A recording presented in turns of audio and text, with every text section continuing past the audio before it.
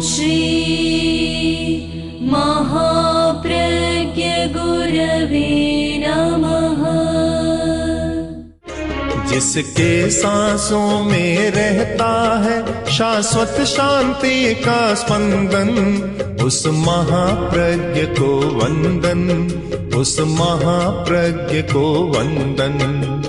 सत्य अहिंसा अनेकांत को अर्पित जिसका तन मन, उस महाप्रज्ञ को वंदन, उस महाप्रज्ञ को वंदन।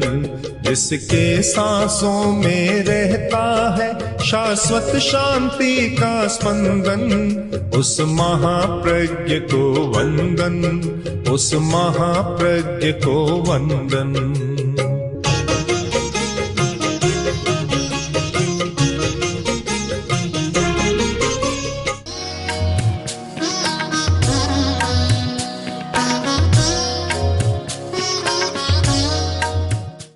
तपस्या का धार्मिक मूल्य है वे तो सब जानते, किंतु तपस्या का जो शारीरिक, मानसिक और भावनात्मक मूल्य है उसे कम लोग जानते। हम शरीरधारी हैं, शरीर के माध्यम से सारी क्रियाएं करते हैं और शरीर भोजन के बिना चलता नहीं, उसे भोजन देना होता है। भोजन देना एक बात है और भोजन कैसा देना चाहिए बिल्कुल दूसरी बात है। भोजन देना तो अनिवार्य मानते हैं कि खाए बिना कुछ नहीं चलता, और प्रसिद्ध कहावतें भी बहुत चल पड़ी, भूखे भजन न होई गोपाला, भूखा आदमी भजन नहीं कर सकता। तो खाने की जरूरत तो सब मानते हैं, पर खाने का तरीका क्या हो इस बात को कम जानते हैं। एक प्रकार का भोजन करते हैं और मानसिक स्थिति विकृत बन जाती है। गीता में बहुत सुंदर विश्लेषण किया कि सात्विक, राजसिक और तामसिक। एक तामसिक भोजन होता है, एक राजस भोजन होता है और एक सात्विक होता है। स्वस्थ वह है जो हितकर भोजन करता है, स्वस्थ वह है जो परिमित भोजन करता, मित भोजन करता है, और स्वस्थ वह है जो हित भोजन करता है। पहला है हित भुक, हितकर भोजन। इस पर विचार करें कि खाने वाला हित का विचार करता है या प्रिय का विचार करता है। हित और प्रिय इन दो शब्दों पर भारतीय साहित्य में, अध्यात्म साहित्य में बहुत चिंतन हुआ है। एक होता है प्रिय और एक होता है हित। प्रिय अच्छा लगता है किंतु आगे जाकर परिणाम में अच्छा नहीं होता। हित एक बार शायद अच्छा न लगे पर उसका परिणाम अच्छा होता है, और वह व्यक्ति समझदार है जो परिणामदर्शी होता है, परिणाम को देखता है। कोई भी काम करे पहले सोचे इसका परिणाम क्या होगा। आवेश में आकर काम तो कर लेता है, जब परिणाम का समय आता है उस समय फिर भागता फिरता है, फिर फरार हो जाता है, फिर और कुछ हो जाता है। परिणाम के समय परिणामदर्शी जो आहार हितकर है, यानी परिणाम में अच्छा होता है, प्राय लोग स्वाद को ज्यादा महत्व देते हैं। स्वाद को महत्व मत दो, यह स्वर हजारों वर्षों से चल रहा है, और महात्मा गांधी ने तो एक व्रत ही बना दिया, अस्वाद व्रत। 11 व्रतों में एक व्रत है अस्वाद व्रत। कि काम बड़ा कठिन है, जब सामने भोजन आता है और बढ़िया वस्तुएं आती है, मनोज्ञ भोजन आता है, उस समय हित की बात सारी भुला दी जाती है। वहां तो फिर प्रिय की बात ही आती है। प्रिय की बात, जो अच्छा लगे, स्वादिष्ट हो, बस वही खाना। बहुत सारे लोगों को देखा, बीमार है, हार्ट का मरीज है, कोलेस्ट्रॉल बढ़ रहा है। कोलेस्ट्रॉल बढ़ाने वाली बात वस्तुएं नहीं खानी चाहिए, पर जब सामने आता है सब बात को भूल जाता है। आंतें खराब है, पाचन ठीक नहीं है, इसलिए भारी भोजन नहीं करना चाहिए। पर जब ये दाल का सीरा, बादाम का सीरा, कचौड़ी, पकोड़ा की गंध आती है, सब बात को भूल जाता है, याद नहीं रहता, हित की बात ध्यान में नहीं रहती। बहुत वे लोग कम हैं जो इतनी सावधानी के साथ चलते हैं कि मुझे हित कर भोजन करना है, प्रियता की बात को आगे नहीं रखना है। स्वस्थ कौन हो सकता है? जो हित भुक है, हित कर भोजन खाता है। आजकल पता नहीं क्या हो गया कि ये पत्र पत्रिकाओं में बहुत सारी महिलाएं नाना प्रकार के व्यंजनों का अपना छापती है और उसे देखकर सब लोग बनाने लग जाते हैं, खाने लग जाते हैं। खाने में शायद अच्छा लगता होगा, ये नहीं जानते कि ये ठीक है कि नहीं। अब मुझे तो आश्चर्य होता है, करेले का साग और उसमें भी छन्ना, चाहे तोरई का साग, जबकि एकदम प्रतिकूल बात है, एकदम विरोधी बात है कि तोरई के साथ, करेले के साथ दूध की कोई उत्पाद नहीं होनी चाहिए, कोई वस्तु ऐसी नहीं होनी चाहिए, पर सब में ये मिलाया जाता है, स्वाद लगता होगा। दूसरी है मित भूख, परिमित भोजन, ज्यादा मात्रा में नहीं खाना, ज्यादा मात्रा के साथ खाना, किंतु जब मनोज्ञ भोजन होता है मात्रा का ध्यान भी नहीं रहता। एक डॉक्टर ने अपने मित्रों को भोज पर आमंत्रित किया, काफी लोग, 150 लोग आ गए। भोज का समय हुआ और अब खाने की तैयारी, सारा परोस दिया गया, खाने की तैयारी। डॉक्टर खड़ा हुआ, अब हम भोजन शुरू करेंगे, पर मैं एक बात आपसे पूछना चाहता हूं कि हम आदमी की तरह खाएं या पशु की तरह खाएं? बड़ा अजीब सवाल था। लोगों ने कहा, ये क्या डॉक्टर साहब क्या कह रहे हैं आप, ये क्या मजाक कर रहे हैं, तो आदमी की तरह खाएं या पशु की तरह? डॉक्टर ने कहा, मैं मजाक नहीं कर रहा हूं, मैं बहुत गंभीर प्रश्न आपसे पूछ रहा हूं। वह क्या आपका गंभीर प्रश्न? कि मेरा प्रश्न यह है कि पशु जितनी भूख होती है उतना ही खाता है, ज्यादा नहीं खाता। सामने कितना ही डाल दो, भूख है उतना खाएगा, मुंह फेर लेगा। आदमी ऐसा है कि बढ़िया आए तो डबल ट्रबल खा जाता है, उसका पता ही नहीं लगता। तो बोलो, हम आदमी की तरह भोजन करें या पशु की तरह भोजन करें? मित भोजन, मात्रा के साथ। अब मात्रा का विवेक तो बड़ा कठिन है, ऐसे सब लोग नहीं जानते मात्रा कितनी होनी चाहिए। यहाँ प्राचीन काल से मात्रा पर बहुत विचार किया गया और आयुर्वेद के आचार्यों ने इस पर बहुत ध्यान दिया और उन्होंने कहा कि भूख के 4 भाग कर लो, जितनी भूख है 4 हिस्सा कर लो। 2 भाग तो खाओ, 1 भाग पानी के लिए छोड़ दो और 1 भाग वायु बनेगी उसके लिए छोड़ दो। वह तो संतुलित भोजन। आजकल संतुलित भोजन की तालिकाएं तो पाठ्यक्रम में बहुत छपती है, बैलेंस्ड डाइट, संतुलित भोजन सारा आता है, पर उसमें यह मिलेगा कि यह इतना विटामिन होना चाहिए, खनिज होना चाहिए, लवण होना चाहिए, प्रोटीन होना चाहिए, ये तो सारा मिल जाएगा, पर मात्रा कितनी होनी चाहिए ये बड़ा कठिन है। मात्रा का विवेक बहुत मुश्किल से रहता है, बहुत ज़्यादा खाया जाता है।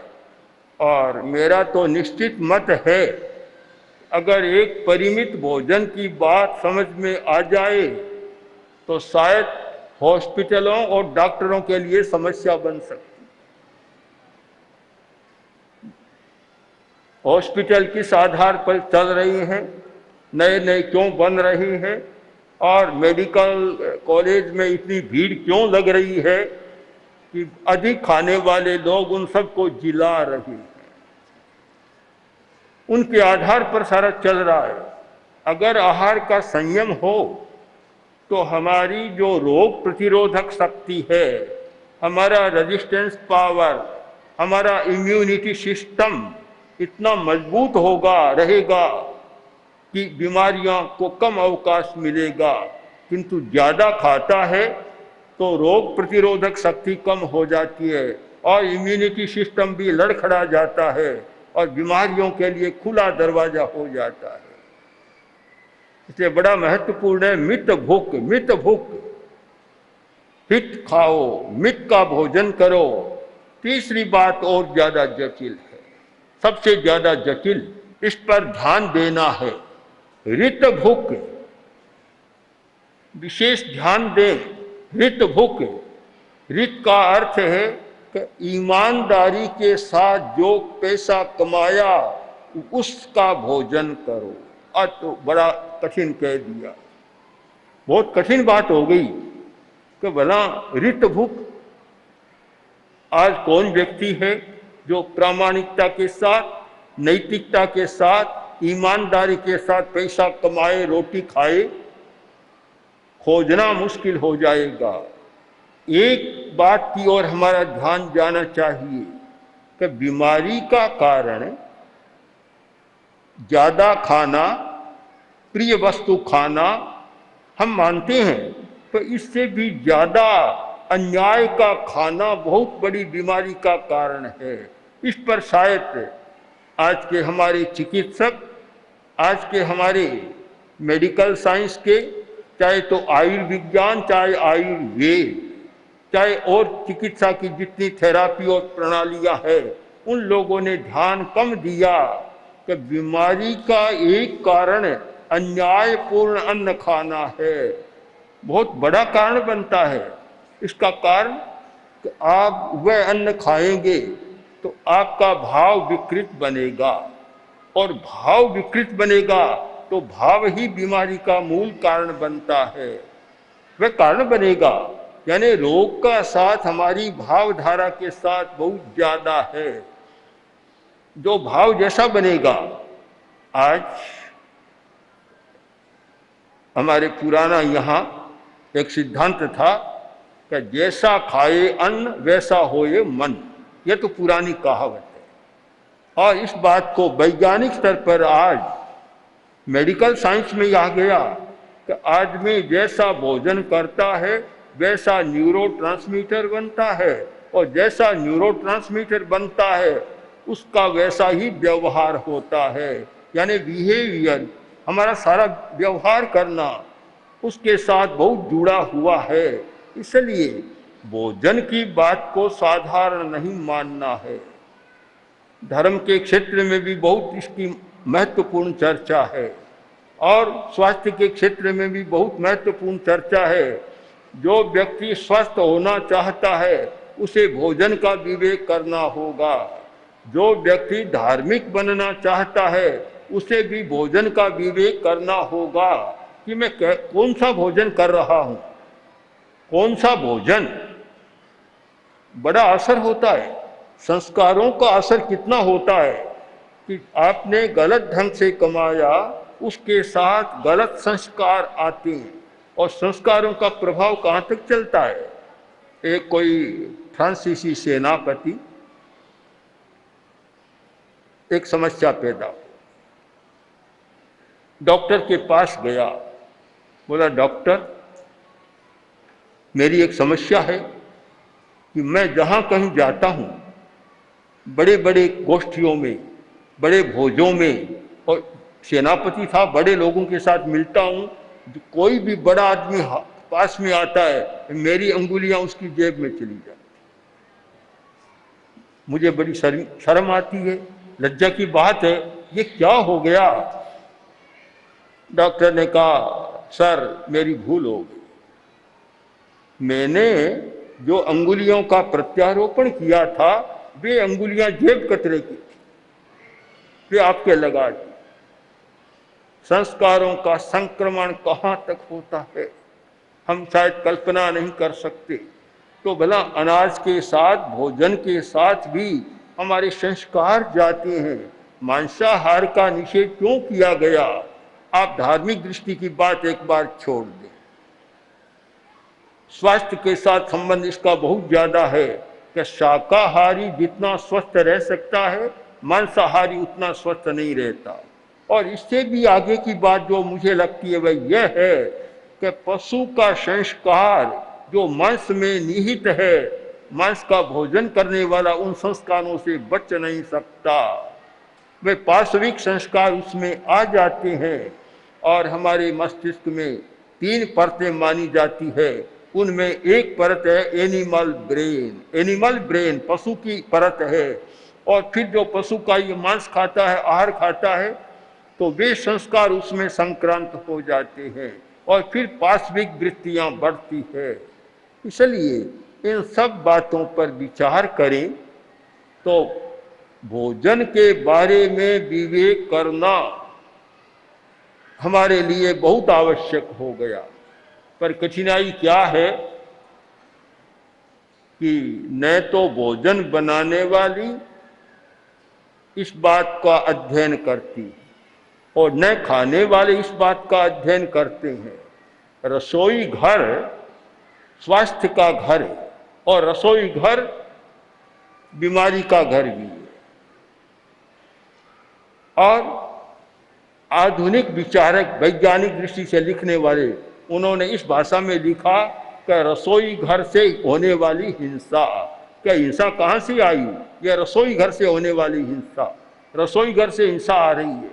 इसलिए रसोई घर को एक पवित्र मंदिर मानना चाहिए कि जो रसोई घर है हमारा भोजन का स्थान है, एक पवित्र मंदिर है।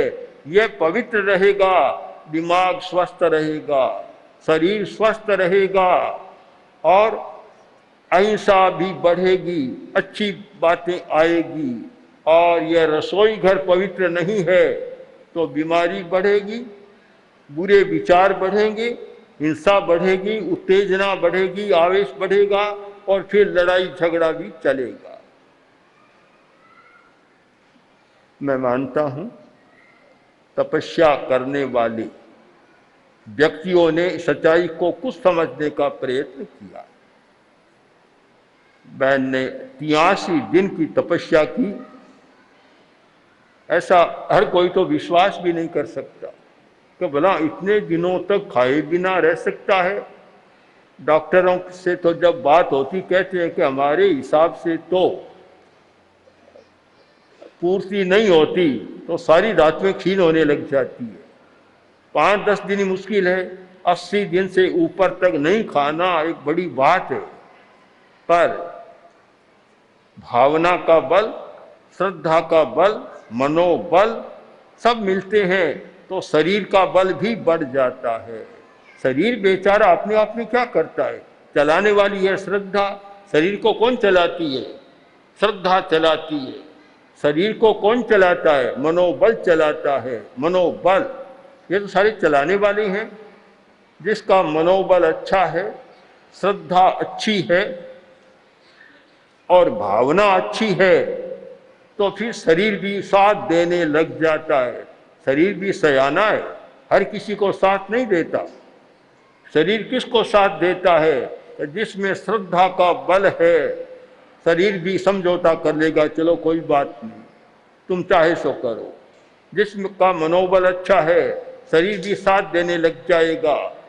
और जिसमें एक आशा प्यासा है कि मैं इसके द्वारा अपना आत्मशोधन करूं, शरीर उसका साथ देने लग जाता है। तपस्या का महत्व बहुत ज्यादा है, पर विवेक पूर्वक तपस्या के साथ भी विवेक होना चाहिए। कोई यह जरूरी नहीं कि कितने दिन की तपस्या, मैं तो उसको बहुत महत्व देता हूँ जो व्यक्ति 12 महीना ही हित भूख मित भूख रित भूख होता है वह बड़ा तपस्वी। जो 12 महीने तपस्या करता है, परिमित खाता है, परिमित, बड़ा तपस्वी है। यह तो नहीं कि 5 दिन तो नहीं खाया और अगले 5 दिनों में 10 दिन की कसर निकाल ली, ऐसा तो कोई अच्छा नहीं होता। वह नहीं, 80 दिन 83 दिन की तपस्या करे, उससे फिर 83 दिन ताई पच करना होता है। जैसे दवा लेते हैं ना भाइयाँ, कि इतने दिन तो दवा ली रहा, पच कर रहे हैं, पच करते हैं, तो उतने दिन तो पच करना होता है। यानी 83 दिन तो फिर आहार का संयम रखना होता है। ऐसा तो नहीं कि लंबी तपस्या की, पारने में शीरा भी खा लिया, बर्फी भी खा ली, आइसक्रीम भी खा ली, यह भी खा लिया, कचौड़ी पकौड़ा भी खा लिया, तो फिर वह तपस्या निकम्मी हो जाती है। इतना संयम उसको रखना होता है, यह तपस्या का विवेक है। पर कुछ लोगों के एक संयोग होता है, अन्यथा लंबी तपस्या करने वाले तो सोए रहते हैं, चेहरा भी मुरझा जाता है। कुछ में शक्ति होती है कि चेहरे पर भी कोई विशेष असर नहीं होता और शक्ति भी बनी की बनी रहती है। एक सौभाग्य की बात है कोई। तो हम लोग तपस्या पर विचार करें और उसके साथ साथ आहार संयम पर विचार करें। सब लोग लंबी तपस्या नहीं कर सकते, नहीं कर सकते। मैं स्वयं नहीं कर सकता तपस्या लंबी, कभी करता भी नहीं, कर भी नहीं सकता। किंतु हमने उस सूत्र को पकड़ा है कि आहार का संयम रहना चाहिए। आहार का संयम, आप जानते हैं, अगर आहार का संयम नहीं है तो 60 वर्ष का आदमी भी निकम्मा हो जाता है, कुछ नहीं कर सकता। और आहार का संयम है तो 100 वर्ष तक भी आदमी सक्रिय रह सकता है, अच्छा दिमाग, अच्छा काम, अच्छा श्रम हो सकता है। हमें ध्यान देना है आहार संयम पर। आज बाजार ऐसे बन गए और बड़ी बड़ी कंपनियां ऐसी बन गई कि खाने की चीज़ें बहुत परोस रही, बहुत खाने की चीज़ें आ रही है। आज कभी कभी बड़े लोगों के घरों में जाती हैं, मैं तो नहीं जाता आजकल, पर संत जाते हैं, बतलाते हैं कि वहाँ टेबल पर, खाने की टेबल पर इतनी चीज़ें रखी रहती है, पता नहीं क्या क्या हो गया, इतने आइटम बन जाते हैं।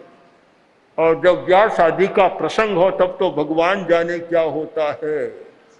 पुराने कुछ 2, 4, 5, 10 वर्ष पहले की बात है, आज तो और विकास हो गया।